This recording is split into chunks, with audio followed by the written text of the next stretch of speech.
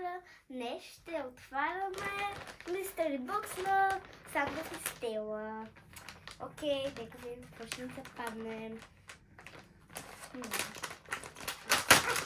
Окей. Много лесно се отваря. Какво?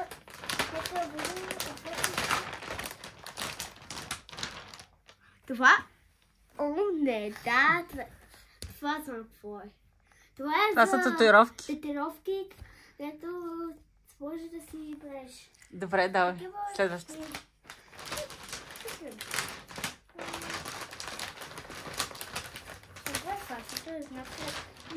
Стикерчета.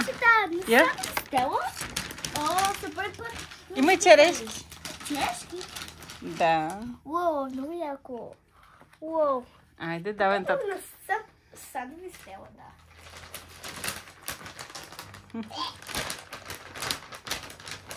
Не има голям, вътре ще го взема.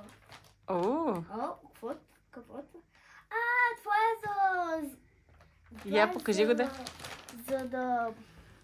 Това е за правене чудовище. Да, чудовище. За правене на топче за чудовища. Да, това е много яко. За правене на чудовище. Ето така. Ето стикерите на Стела. Да, давай нататък. Има ли още? Да. Какво още има? Да. Снимам. Боички! Скоро е Хелуин. Не, скоро Хелуин, обаче ще го пазиме за Хелуин. Шегувам се само. Значи, когато стане... Хелуин ще го рисуваш? Да. Добре. Това ли е? Не. Още ли има? Да. Да. Много хубави подаръци. Последно нещо. Картичка! Я да видя. Много е сладка. Нещо. Ние се обичаме, обичайте се и вие. Чакай. Това, когато е било зима. Да? Зимна картичка. Много хубаво. Браво.